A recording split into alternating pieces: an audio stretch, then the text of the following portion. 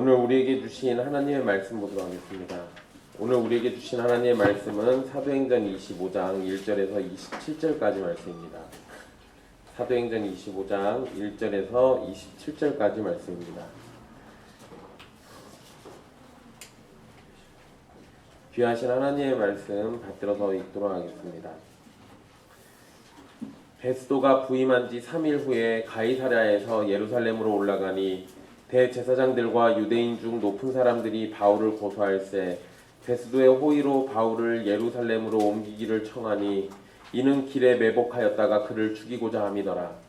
베스도가 대답하여 바울이 가이사랴에 구류된 것과 자기도 멀지 않아 떠나갈 것을 말하고 또 이르되 너희 중 유력한 자들은 나와 함께 내려가서 그 사람에게 만일 옳지 아니한 일이 있거든 고발하라 하니라.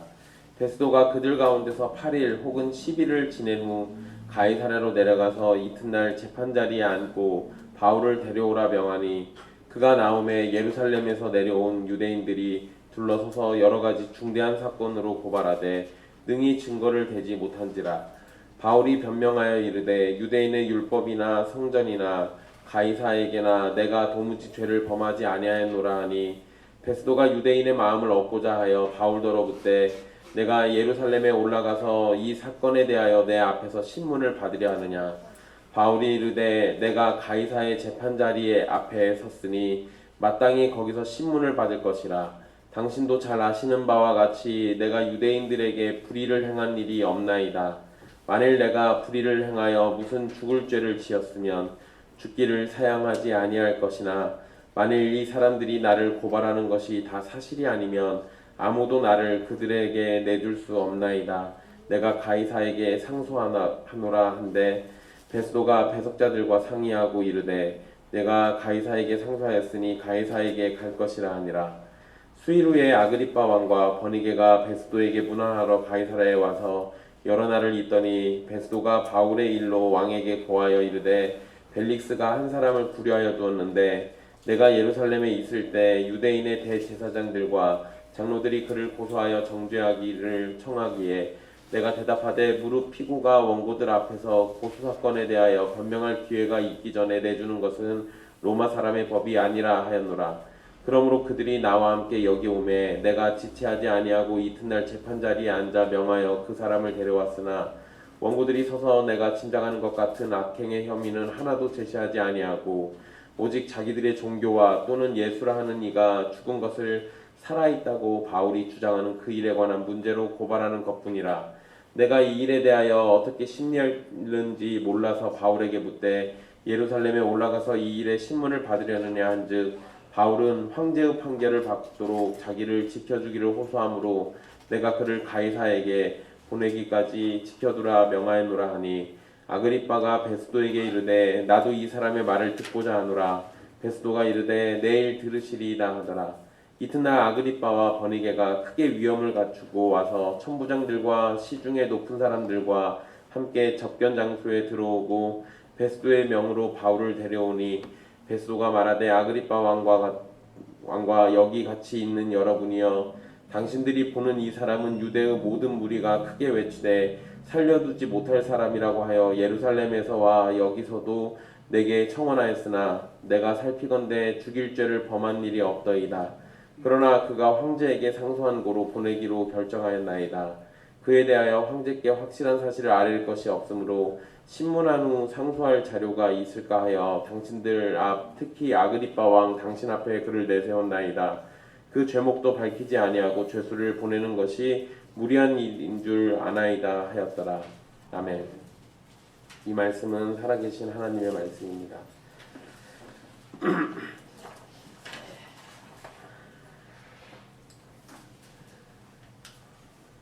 지난 시간 의와 절제와 장차 오는 심판에 대해서 살펴봤습니다. 하나님 앞에 의인이 아니면 누구도 심판을 피할 수 없습니다. 우리의 삶에 절제가 없다면 우리는 의를 잃고 불의로 가득 채운 삶이 될 것이기 때문에 하나님의 진노가 담긴 심판을 받게 될 겁니다. 이것을 해결할 수 있는 유일한 길은 예수 그리스도를 믿는 길뿐입니다. 예수 그리스도를 믿는 은혜를 누리고 구원을 받아서 영원한 찬송의 삶을 살며 하나님을 즐거워하는 우리가 되기를 간절히 바라겠습니다. 오늘 말씀은 베스도 총독이 오고 난 이후에 벌어진 일을 다루고 있습니다. 원래 이 바울이 처음에 고소당할 때 총독은 벨릭스였습니다. 그리고 이제 벨릭스가 물러나고 베스도라는 또 다른 총독이 오게 됐습니다. 그래서 베스도가 총독이 된 후에 3일이 지난 후 가이사랴에서 예루살렘으로 올라갑니다. 총독은 예루살렘 지역의 유대인들과 좋은 관계를 유지해야 그곳을 다스리기가 좋습니다. 지배하기가 쉽기 때문에 그래서 곧장 총독이 되고 난 다음에 며칠이 안 지나서 예루살렘으로 갔던 겁니다. 그리고 그곳에서 유대인들을 만나고 유대인들을 만나면서 자신의 통치에 잘 따라주기를 이제 바라고 있는 거죠. 베스도는 대제사장들과 유대인들 중에서 높은 사람들을 만나게 됩니다. 그리고 그들은 바울을 고소하게 되는데 베스도가 호의를 베풀어서 바울을 다시 예루살렘으로 옮길 수 있게 해달라고 요청을 했습니다. 이들이 그렇게 요청한 목적은 숨어 있다가 바울을 죽이려는 것이었습니다. 그래서 3절에 보면 매복하였다가 그를 죽이고자 함이더라라고 언급되어 있는 겁니다. 이게 상황이 되게 웃기는 건데요. 총독이 처음 와서 인사하는 것을 이용해서 불법을 저지르려는 유대 지도자들의 악한 생각이 기록되어 있는 겁니다. 사실 이들이 만약에 이런 식으로 바울을 죽이게 되면 그 일은 관리를 제대로 못한 총독의 책임이 됩니다. 베스도가 유대 지도자들을 만나서 인사하면서 잘 지내보려고 했는데 유대 지도자들은 그것을 이용해서 불법을 저지르려고 하는 겁니다. 이들이 정말 하나님의 백성이고 유대 지도자들인지 의심이 되는 지점입니다. 그리고 지금 이 사람들이 크게 착각을 하고 있는데 바울을 죽인다고 해가지고 자기들에게 평안이 찾아오는 게 아닙니다. 만약에 총독의 뒤통수를 이렇게 치면서까지 바울을 죽이게 되면 총독이나 로마 당국이 유대를 가만두지 않을 겁니다. 그러면 그 이후에 공포 정치가 되든지 아니면은 무력으로 진압하는 일이 벌어질 건데 그 과정 가운데서 예루살렘이 당할 환란은 전혀 생각을 안 하고 있는 겁니다. 그냥 아무 생각 없이 그냥 당장 눈앞에 있는 바울만 어떻게든 처리할 생각에 이러고 있는 건데 이러다 보니까 이 사람들이 하나님의 백성인지도 의심이 되고 유대인들의 지도자로서 자질이 있는지조차도 의심이 되는 겁니다. 3절 말씀에 호의로, 그 베스도의 호의로라고 이렇게 번역되어 있는 그 호의라는 단어, 그 호의라는 단어는 은혜라는 의미를 가진 단어입니다. 다른 곳에서는 다 은혜로 쓰인 단어예요. 즉 베스도에게 은혜를 얻어서 바울을 죽이는 것이 이들의 목적입니다. 은혜라는 아름답고 복된 단어가 대하는 사람에 따라서 악한 의미가 되어버리는 것을 우리는 성경에서 보고 있는 겁니다. 베스도는 유대 지도자들의 요청을 정중하게 거절합니다. 바울을 예루살렘으로 옮겨서 재판을 하게 한다면 아무래도 유대인들에게 유리하게 진행되기가 쉽습니다. 그리고 이렇게 큰 문제는 총독이 담당하는 것이 옳기 때문에 자신이 직접 하려고 하는 겁니다. 그리고 사실 이 벨릭스 총독도 몇 년이란 시간이 흐를 때 동안 바울을 어떻게 처리를 못했는데 베스도가 임명되자마자 그 일을 바로 처리하는 것도 이 상황상 좀 매끄럽지가 않습니다. 그러니까 총독 입장에서는 그 일을 그냥 쉽게 넘기고 끝낼 일이 아닌 거죠.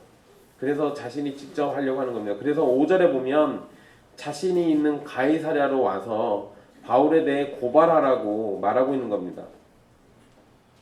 베스도는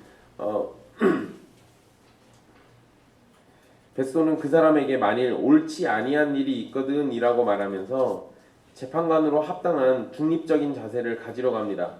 즉 감정적으로 바울이 미워서 해치려는 유대인들과는 달리 고발당해서 재판받을 만큼 확실하게 잘못한 일이나 부적절한 일이 있을 때 바울을 고발하라는 겁니다. 베스도는 6절에 8일 또는 10일을 유대인 지도자들과 지냈다라고 이렇게 기록되어 있습니다. 여기서 왜 8일 혹은 10일이라고 기록되어 있는지는 사실 정확하지 않습니다. 그런데 보통 누가가 이 사도행전을 쭉 기록할 때 날짜를 항상 정확하게 기록했는데 여기에서는 이렇게 기록한 거 보면 누가도 이게 정확하지 않았던 것 같습니다. 그러니까 본인도 정확하지 않으니까 정확하지 않은 거를 확정지어가지고 얘기할 수는 없잖아요. 그러니까 8일 혹은 10일이라고 이렇게 기록하고 있는 거예요. 어쨌든 일주일이 넘는 시간을 일단 유대 지도자들과 지냈던 거고, 그리고 난 다음에 그 기간이 끝나고 가이사랴로 다시 돌아와서 재판 자리에 앉은 총독은 바울을 데려오라고 명령합니다. 그런데 여기에서 그냥 우리가 지나칠 수도 있긴 한데 8일 혹은 10일이라는 시간 동안 유대 지도자들에게 대접을 받은 거잖아요. 그러면 베스도의 마음이 바울보다는 유대 지도자들에게 치우쳐졌을 가능성이 있습니다. 어쨌든 바울이 재판장에 이제 그 부름을 받게 되고 재판장에 나오게 되고, 예루살렘에서 온 유대인들은 여러 가지 사건으로 고발하지만 증거를 대지 못합니다. 그게 7절에 나와 있는 말씀인데요. 여러 가지 중대한 사건으로 고발하기는 했는데 확실한 증거는 전혀 되지 못하고 있습니다. 2년이나 시간이 지났지만 없던 증거가 갑자기 생겨났을 리는 없습니다. 고소의 내용도 이전에 했던 것처럼 유대인을 거스르고 소요를 일으키고 성전을 더럽혔다는 내용이었을 겁니다. 없는 죄목도 만들어가지고 더 할 수도 없었을 거고 갑자기 없던 증거가 튀어나왔을 리도 없는 겁니다. 여기에서 바울을 둘러서서 고발했다는 표현을 보면 유대인들이 바울을 위협하면서 궁지로 몰아넣은 것 같은 상황을 묘사하고 있는 겁니다. 하지만 아무리 궁지로 몰아도 제대로 된 증거를 댈 수가 없었기 때문에 재판장에서는 아무런 소용이 없는 겁니다. 우리 성경에 증거를 대지 못한지라라고 이렇게 7절 마지막 부분에 나와 있는데요. 이렇게 번역한 표현은 계속해서 증거를 제시하려고 노력했지만 실패했다는 의미를 담고 있습니다. 어쨌든 유대인들은 그만큼 노력은 했지만 아무런 성과를 얻지 못했던 겁니다. 바울은 8절에 자신이 죄를 짓지 않았음을 강조합니다. 특히 세 부분에 대해서 자신이 죄를 짓지 않았다고 말하는데, 첫째는 유대인의 율법입니다. 바울은 모세오경에 나와 있는 율법을 어기지 않았습니다. 바울은 오히려 율법에 충실한 삶을 살았고 말씀을 따라서 조상의 하나님을 섬겼다라고 주장했습니다. 그리고 둘째로 자신은 성전에 대해서도 죄를 짓지 않았다라고 말합니다.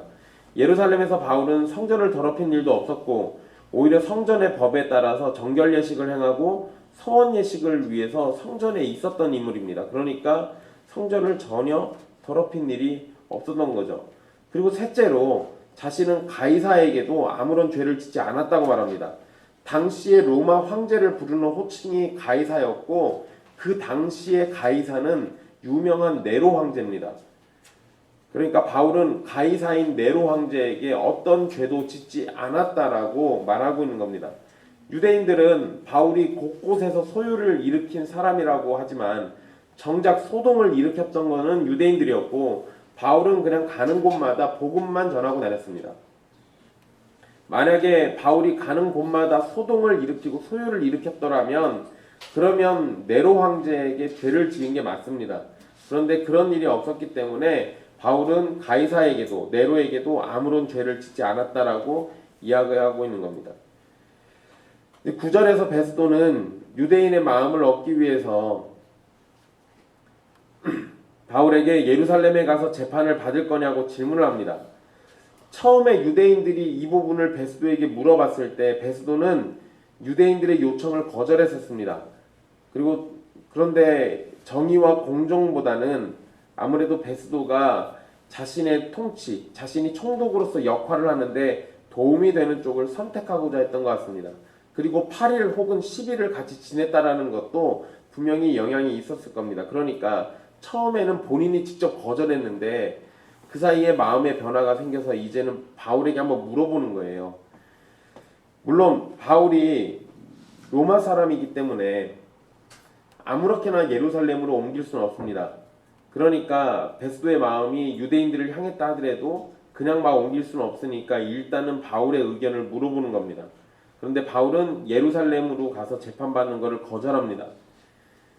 사실 예루살렘에서 바울을 죽이겠다고 결단한 사람들까지 있었는데 다시 그곳으로 돌아간다는 것은 죽으러 가는 것과 다를 바가 전혀 없습니다.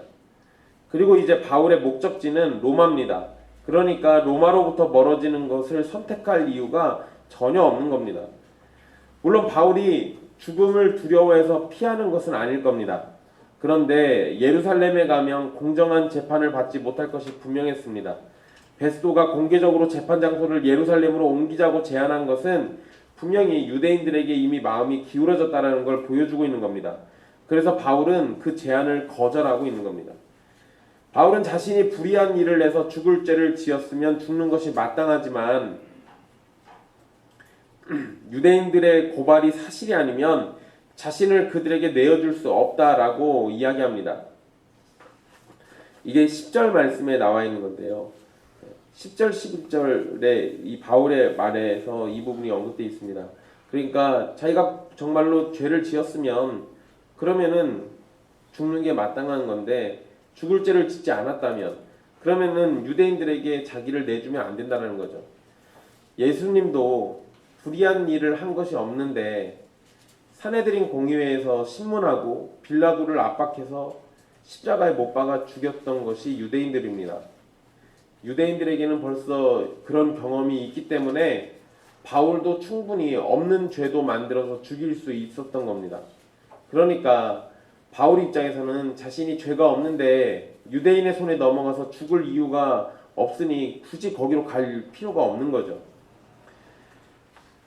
그리고 여기서는 그냥 재판장에서만 관련 사람들과 함께 재판을 받잖아요. 예루살렘으로 가게 되면 저 산헤드린 공의회 유대 지도자들이 유대 백성들을 선동해가지고 분명히 재판장 주변을 둘러싸고 바울 죽이라고 소리쳤을 겁니다.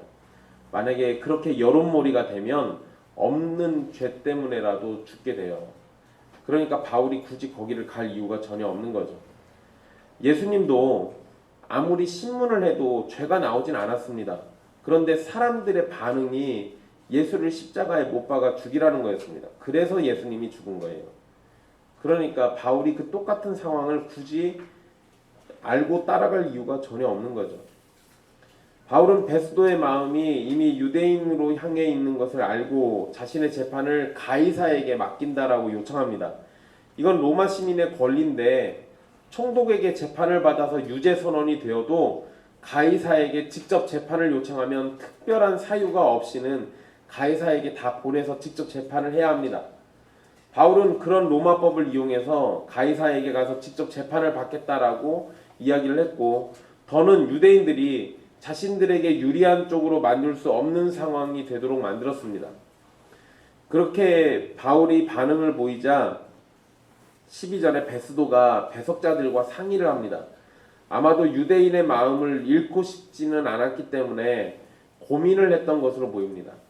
그런데 유대인들의 마음을 잃고 싶지 않아서 고민을 하더라도 죄가 없는 사람을 처형하는 것도 문제고 이제 막 총독이 되었는데 유대인들의 마음을 잃어버리는 것도 문제입니다. 그러니 베스도 입장에서는 가장 최선의 길은 바울의 요청대로 가이사에게 그냥 보내버리는 겁니다.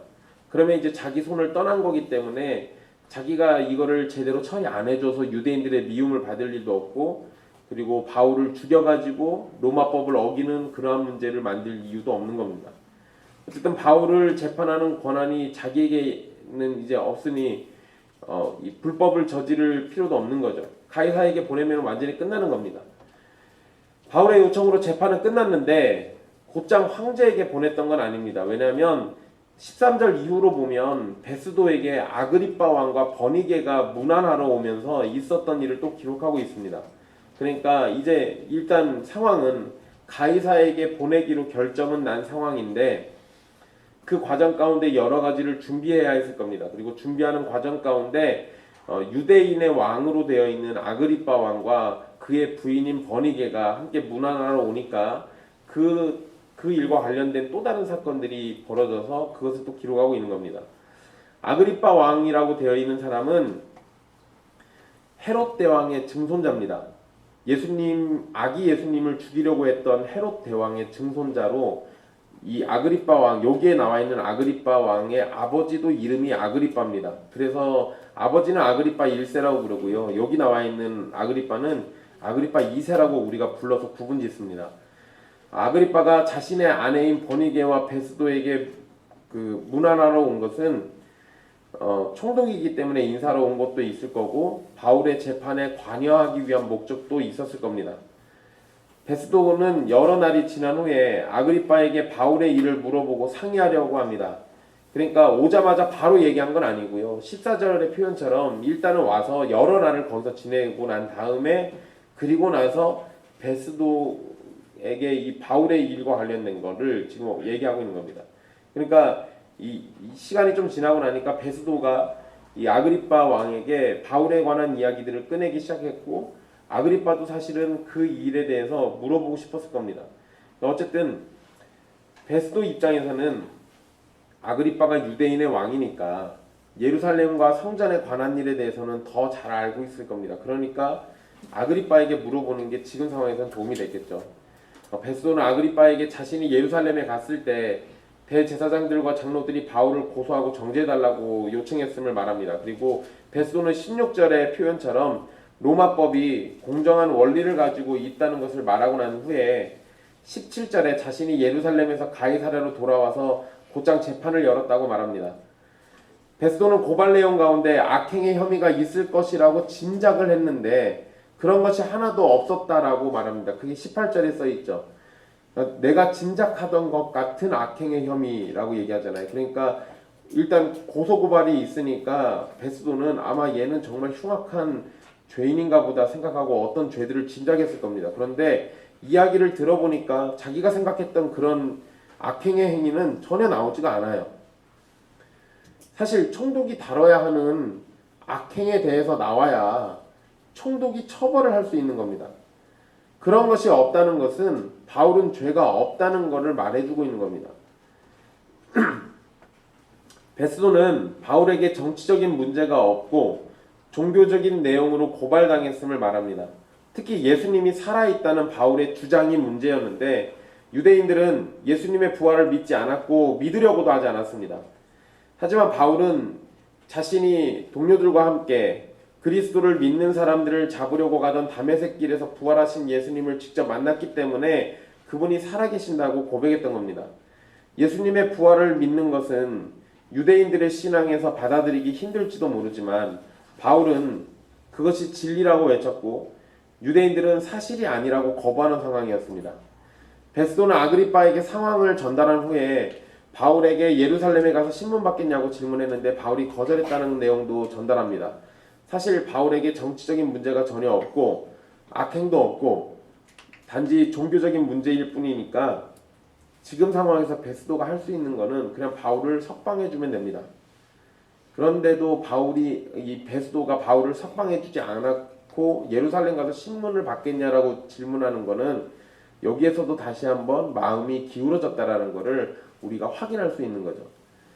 베스도의 말을 들은 아그리빠는 자신도 바울의 말을 듣고자 한다라고 말을 합니다. 그게 22절에 나와 있는 말씀인데요. 그러니까 결국에는 아그리빠의 목적 중에 하나는 바울의 이야기를 들어보는 거였습니다. 그러니까 바울에 대해서 워낙 시끄러우니까 자기도 한번 들어보고 그에 대해서 판단을 하고 싶었던 거겠죠. 어쨌든 이 베스도는 다음 날 같이 들을 것을 제안하고요. 그래서 다시 바울을 신문하는 자리가 열리게 됩니다. 그게 이제 23절부터 나와 있는 말씀들인데요.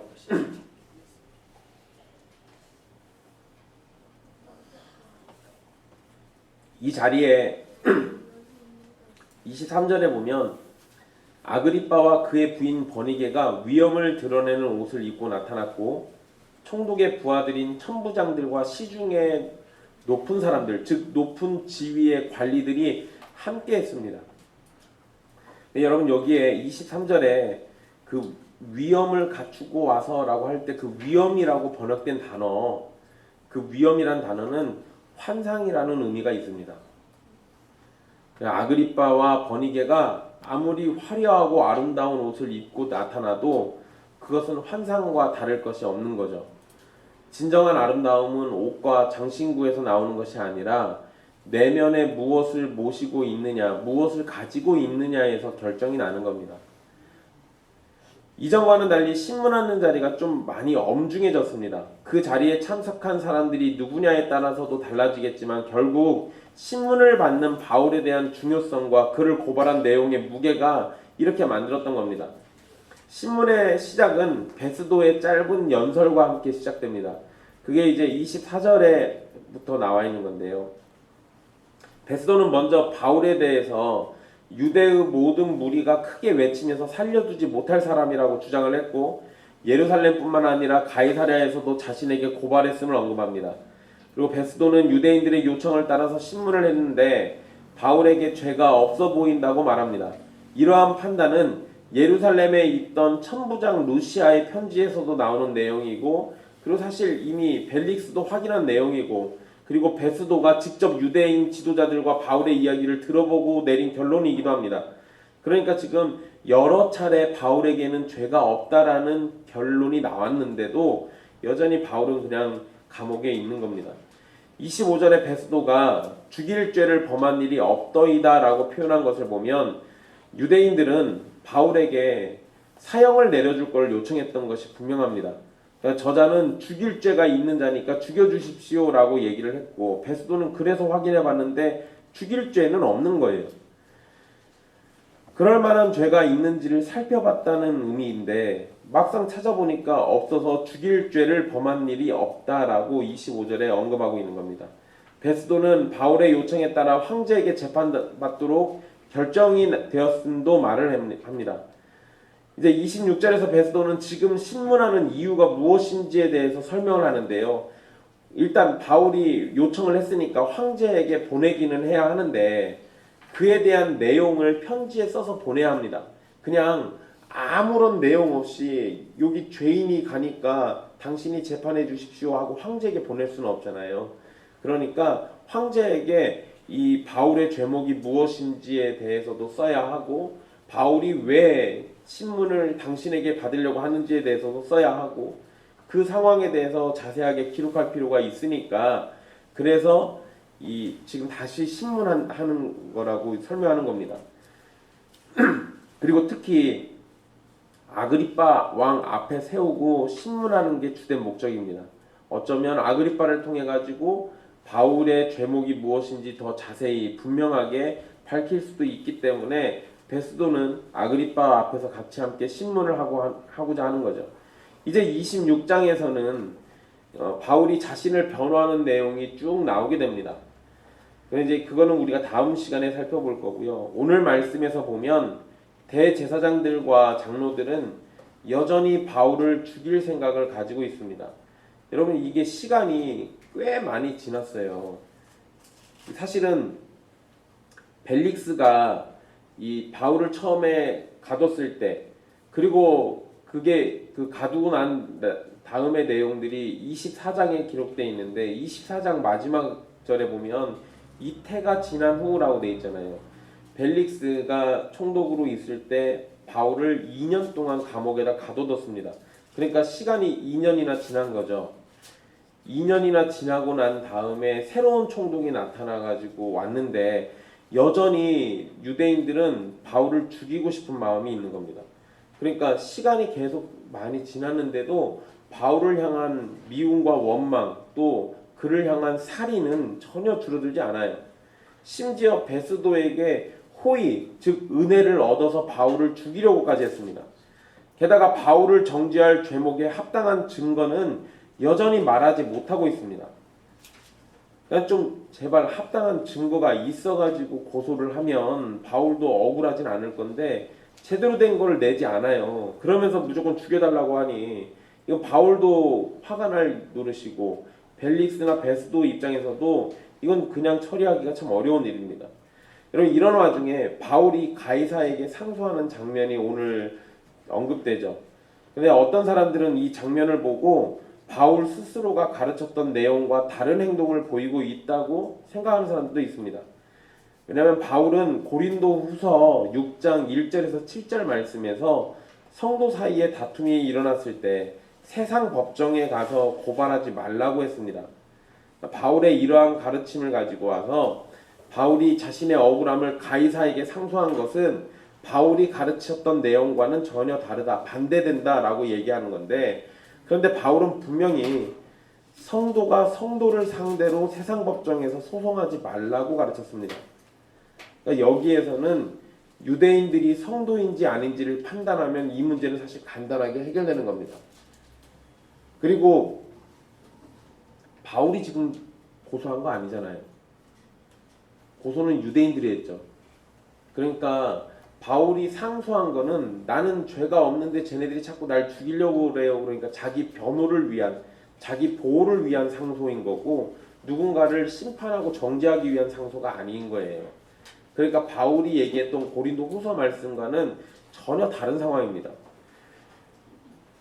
유대인들이 하나님을 예배하고 섬긴다고 말하지만 그들이 예수님을 구원자로 믿지 않고 있죠. 예수님과 제자들을 핍박하고 박해하고 있으니까 이런 상황만 놓고 봐도 우리는 유대 지도자들을 성도로 간주할 수가 없습니다. 물론 불신자라고 하더라도 우리는 최대한 선으로 대해주는 것이 옳지만 그들의 악행을 그냥 당하고 있는 것은 미련한 짓입니다. 예수님께서는 십자가 죽음이라는 하나님의 뜻을 이루시기 위해서 반대와 핍박 그리고 없는 죄목을 덮어 써가지고까지 그렇게 해서 죽으셨던 거지만 성도들이 그걸 똑같이 할 이유는 없어요. 예수님은 하나님의 뜻을 이루기 위해서 한다고 치면 우리가 무고하게 죄를 뒤집어 쓰고 죽는 거는 그것이 다 하나님의 뜻이라고 우리가 확정 지을 수가 없잖아요. 물론 개 중에는 하나님의 뜻이 정말로 무고한 죄를 뒤집어 쓰고 죽음을 맞이해야 하는 그런 사람들도 있는 겁니다. 그거는 그 특별한 몇몇의 사람들에게만 해당되는 것이지 그게 우리 모두에게 다 공통되게 적용할 수는 없는 거예요. 바울은 순교의 자세를 가지고 사는 것이 분명하지만 일부러 순교하려고 죽을 자리를 찾아다니지는 않았습니다. 그리고 일부러 죽을 자리를 찾아다니는 건 마땅한 순교의 자세도 아닙니다. 우리는 하나님께서 주신 생명을 최대한 아끼고 보호해야 돼요. 그러는 중에 도무지 피할 수 없는 상황이 오면 순교의 영광을 받아들이는 것이지 죽을 곳을 찾아다니면서 적극적으로 죽으려고 하는 것은 순교가 아닙니다. 우리는 우리의 삶에서 최선을 다해서 살아야 하듯이 건강을 챙기듯 목숨도 아껴야 하는 겁니다. 여러분들의 목숨을 최대한 아끼십시오. 건강도 챙기시고요. 무고한 일에 피해받는 일도 생기지 않게 하십시오. 그런데 만약에 여러분들이 무고한 일에 피해를 받는 것이 하나님의 영광을 위한 일이라면 그러면 그 무고한 피해를 받으셔도 됩니다. 만약에 여러분들의 목숨이 하나님의 영광을 위해서 위협받는다면 그러면 그때는 죽으셔도 돼요. 그런데 그런 일들을 굳이 찾아다니면서 하시지는 말라는 겁니다. 그런 일들이 여러분들을 찾아왔을 때, 여러분들이 성실히 살고 있다가 그런 일들을 만났을 때, 그럴 때는 주님께서 주신 복이라고 생각하고 그 순교나 고난을 받아들이시면 되는 겁니다. 또 오늘 말씀에 나온 재판에서요, 총독 베스도와 아그리빠 2세 그리고 아그리빠의 아내 버니게가 함께 자리했습니다. 여러분 성경에서는 이 인물들에 대해서 자세하게 언급하진 않지만 아그리빠와 버니게는 남매 관계입니다. 그러니까 엄밀히 말하면 이 사람들은 근친상간을 하고 있는 거죠. 그리고 사실 더 정확하게 말하면 이 두 사람은 불륜 관계입니다. 버니게에 대한 역사적인 기록을 보면 버니게는 알렉산더의 아들 마르쿠스라는 남자와 결혼했다가 남편이 죽으니까 자기 삼촌 칼키스와 다시 결혼합니다. 그리고 칼키스가 또 죽자 그때부터는 동생인 아그리빠 2세와 동거를 시작합니다. 이렇게 지내다가 근친상간한다는 소문이 도니까 이 소문을 좀 피하고 싶어가지고 길리기아의 왕인 폴레몬이라는 왕과 또 결혼을 하게 됩니다. 그 결혼했다가 이혼하고 나서 다시 아그리빠 2세와 또 삽니다. 이러는 중에 바울의 재판에 참여한 겁니다. 그러니까 여러분 이 여자의 인생을 놓고 보면 이게 지금 정상이 아니에요.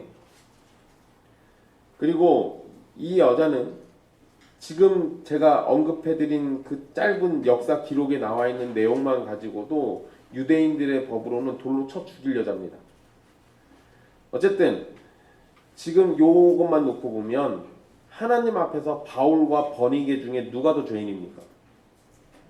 유대인들의 입장에서 바울이 죽일 죄인이면 버니게는 얼마나 더 큰 죄인입니까?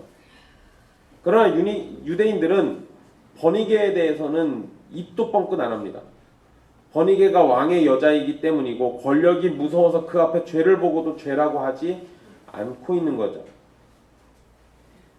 그리고 사실 유대인들 중에 이런 거 가지고 시비 걸고 왕한테 뭐라고 했다가 목 잘린 사람도 하나 있잖아요. 세례 요한. 세례 요한이 그랬었잖아요. 그러니까 왕에게 이렇게 함부로 입 놀렸다가는 세례 요한처럼 목 잘려서 죽을까봐 무서우니까 찍소리도 못하고 정말로 큰 죄인이 있는데 그 죄인의 죄에 대해서는 아무런 얘기도 하지 않습니다. 즉 지금의 상황은 바울에게 공정한 재판이 열린다고 생각할 수도 없고 유대인들이 정말로 하나님을 위해서 바울을 고소했다고 생각할 수도 없습니다. 유대인들이 율법을 그토록 지키기를 원한다면 아그리파 2세와 버니게가 율법을 어긴 일에 대해서도 목소리를 냈어야 맞습니다. 그러나 유대인들은 권력 앞에서는 입을 다물고 자신들을 위협한다고 생각되는 바울에게는 악독을 품는 겁니다. 엄밀히 따지면 바울은 자신들에게 위협이 되지 않아요. 그런데 바울이 힘이 없으니까 그러니까 악독을 품는 거죠. 만약에 바울이 어마무시하게 돈이 많고 권력이 많고 병사들을 잔뜩 거느린 사람이라면 유대인들은 바울에게 역시 또 아무런 얘기도 안 했을 거예요. 유대인들의 모습에서 성도는 어떠한 모습을 가져야 하는지를 생각할 수 있게 됩니다. 우리의 모습이 완전한 공정과 정의를 이루는 삶이 되기는 어렵습니다. 그거는 사실상 하나님만 가능하세요. 그런데 적어도 우리가 판단하고 생각하는 거에서 공정과 정의가 이것이다 라고 얘기하면 그거에 대해서는 같은 자세, 같은 방향의 모습을 가지고 사는 게 정상입니다. 우리가 완벽한 지식을 가지고 완벽한 선을 가지고 이렇게 사는 게 아니잖아요. 근데 적어도 하나님이 우리에게 주신 지식이라는 게 있고 선의 수준이라는 게 있으면 적어도 그 안에서는 같은 방향으로 사는 게 맞아요. 그 안에서도 내가 상황에 따라 사람에 따라 어쩔 때는 이렇게 판단하고 어쩔 때는 다르게 판단하고 이러면서 내 태도를 카멜레온처럼 바꿔가면서 사는 건 이상한 일입니다. 그러지 말라는 거예요. 그리고 여러분 우리에게는 그리스도 예수라는 목표가 있죠. 예수님의 말씀과 성령님의 인도하심이라는 도구도 있습니다. 그래서 우리는 어떤 불의가 있으면 똑같이 분노하고 잘못이 있어서 말한다면 누구에게나 똑같이 말할 수 있어야 합니다. 나랑 관계가 되기 때문에 침묵하거나 나에게 이득이 될 때 침묵하는 사람이라면 나와 관계가 없을 때도 침묵하고 나에게 이득이 되지 않을 때도 침묵하는 게 차라리 나은 모습입니다. 나의 이익과 감정을 따라서 정의와 공정의 기준이 변해서도 안 되는 것이고 성경의 진리를 그럴 때마다 바꿔가면서 적용하는 것도 달라져서는 안 되는 겁니다. 나의 상황에 따라 하나님을 섬기는 자세가 변해서도 안 되는 거예요. 우리는 매일의 삶이 다 상황이 똑같을 수가 없어요. 그런데 우리에게는 확실하게 변하지 않는 게 하나 있죠. 우리의 처지가 어떠하든 하나님을 예배해야 하는 것. 우리의 마음의 상태가 어떠하든 하나님을 섬기는 거에 있어서 떠나지 말아야 하는 것. 이건 우리에게 항상 동일한 겁니다. 우리는 예수 그리스도 안에서 동일한 모습으로 살아가기를 힘써야 하는 거예요. 근데 우리가 만약에 이럴 때는 이거 가지고 누구를 정죄했다가 저럴 때는 저 사람이 나하고 관계되니까 그 정죄를 하지 않고 품고 넘어가고 지나간다면 그러면은 나는 굉장히 위선적인 사람이 되는 거죠. 주님은 그렇게 위선을 떠는 사람들을 좋아하지 않습니다. 그러니까 여러분들이 아는 선에서 정의와 공정을 논한다고 한다면 그 기준은 말씀 안에서 항상 동일해 하셔야 돼요. 그리고 만약에 여러분들이 지식이 더 주어져서 더 잘하게 돼서 다른 기준이 또 생긴다면 그 기준을 따라서 누구든지 다 공평하게 또 그렇게 적용해 주시면 되는 겁니다. 그래서 사람들이 제일 많이 하는 실수가 뭐냐면 자기 자신에게는 관대하고 남에게는 가혹한 것. 그게 가장 최악이에요. 나한테 무한히 관대하고 남이 조금만 잘못하면은 그걸 물어 뜯으려고 하는 거, 그런 일이 여러분들에게 벌어지지 않도록 항상 여러분들의 삶을 잘 점검하십시오. 또 여러분, 재판장의 자리에 아그리빠와 버니게가 화려한 옷을 입고 등장했다고 말씀드렸습니다. 그리고 그 화려한 옷, 그거에 대한 표현은 위험이라고 되어 있지만 저건 환상이라는 뜻이 있다고 말씀드렸죠. 여러분, 아무리 화려한 옷을 입고 나와도요, 제가 말씀드린 것처럼 아그리빠와 버니게는 근친상간과 불륜이라는 범죄를 저지르고 있는 사람들입니다. 그러니까 그들이 아무리 번쩍번쩍 화려하게 치장을 했어도 속은 온갖 더러움이 가득한 사람들입니다. 그에 반해서 바울의 옷차림은 어떠했을까요? 성경에는 바울의 옷차림을 언급하진 않고 있습니다. 그런데 죄수의 신분으로 뭐 얼마나 좋은 옷을 입고 다녔겠어요. 그런데 바울의 속은 뭘로 채워져 있습니까? 성령으로, 주의 말씀으로, 우리 주 예수 그리스도의 보혈로 채워져 있잖아요. 사람의 눈에는 보이지 않더라도 바울의 머리부터 발끝까지 그리스도의 보혈이 덮고 있습니다. 우리에게 필요한 것이 화려한 옷과 장신구인지 아니면 하나님이신지 생각해 보십시오. 세상에 진귀한 보물로 치장을 해도 결국 그거 다 하나님이 만드신 겁니다. 그리고 우리에게는 그게 보물일지 몰라도 그냥 하나님한테는 돌멩이에요.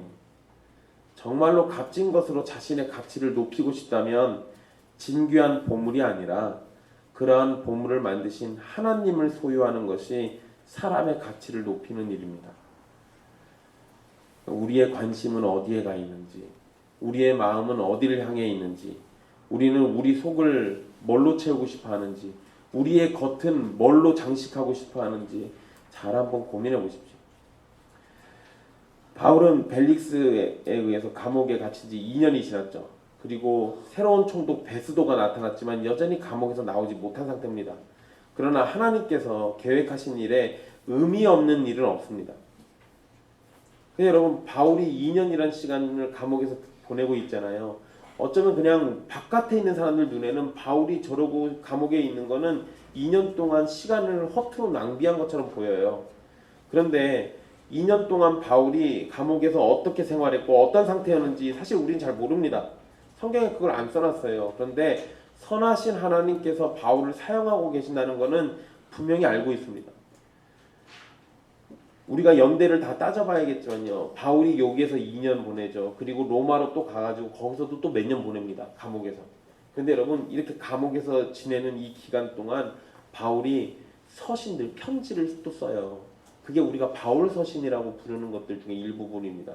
그 중에서 바울이 쓴 편지들 중에 옥중 서신이라는 게 있어요. 감옥에서 쓴 것들. 에베소서나 빌립보서나 빌레몬서 같은 거 있죠. 이거 다 옥중에서 쓴 거예요. 감옥에서 맘 편하게 누가 나를 공격하고 날 죽이는 거, 그런 거에 대한 두려움 없이 그 안에서 교회를 생각하면서 하나님의 말씀으로 권면해주고 가르쳐줘야 할 내용들을 거기서 차근히 쓴 겁니다. 그러니까 어쩌면은 이 기간 동안 시간을 허투루 낭비한 것처럼 보일지 몰라도 선하신 하나님은 그 시간을 사용해가지고 우리에게 무엇과도 바꿀 수 없는 하나님의 말씀을 기록하게 하셨어요. 하나님이 의미 없이 만드는 일들은 전혀 없는 겁니다. 단지 우리가 그 가운데서 의미를 못 찾는 것뿐이지 하나님께서는 항상 우리에게 어떠한 의미가 있으셔서 일들을 만드신다고요. 선하신 하나님께서 재미로 바울을 다루시지도 않으시고요. 계획 없이 바울을 인도하지도 않으십니다. 유대인들의 고발은 반복되고 아무런 결과도 없는 재판이 계속되고 있지만 그 모든 일은 하나님의 계획 안에서 의미가 있습니다. 그리고 그 모든 일에 의미를 두시는 하나님께서는 아주 작은 일까지도 하나님의 영광을 위해서 사용하실 것이 분명합니다. 사랑하는 형제 자매 여러분, 우리의 인생도 마치 감옥에 갇혀 있는 것처럼 아무런 의미도 찾지 못할 순간이 올지도 모릅니다. 그러나 확실한 건 하나님께서 선하신 분이시고 가장 지혜로우신 분이라는 사실입니다. 그분이 우리를 사랑하셔서 하나님의 영광을 위해서 우리를 다루시고 이끄신다면 과정 가운데 우리가 겪는 일들이 그 순간에는 괴롭거나 아무런 의미가 없어 보인다 할지라도 그것은 우리가 그렇게 느끼고 생각하는 것일 뿐이지 하나님은 분명 우리가 알지 못하는 선하신 뜻을 계속해서 펼쳐가고 계시는 겁니다. 그러니 아주 작은 일에서도 하나님의 뜻을 따르는 삶을 살기를 멈추지 마십시오. 아무도 보지 않는 순간에도 하나님의 백성임을 잊지 마십시오. 자신의 감정과 이익에 빠져서 하나님의 법을 버리는 악인이 되지 마시고 자신의 감정과 이익을 역행하더라도 하나님의 영광과 뜻을 먼저 쫓는 그리스도 안에 사는 의인이 되십시오. 기도하겠습니다.